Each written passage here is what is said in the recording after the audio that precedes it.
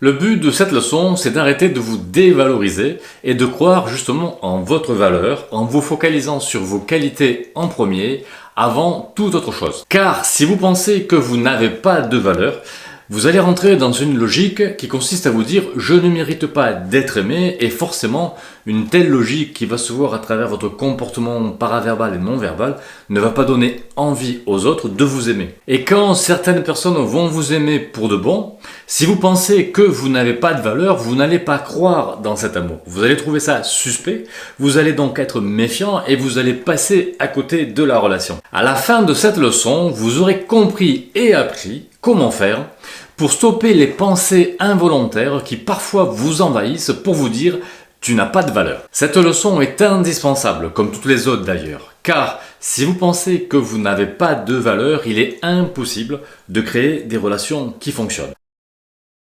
Dans ce premier chapitre, je veux insister sur une chose qui est très importante.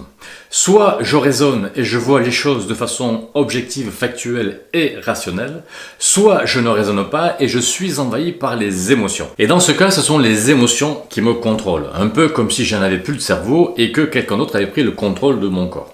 Je suis dans ce cas comme dans une sorte de mode survie, c'est-à-dire que je réagis instinctivement. Par exemple, quand quelqu'un me regarde au loin et sourit en me regardant, je peux me dire que cette personne me trouve ridicule et du coup je peux en décider en fait que je suis ridicule.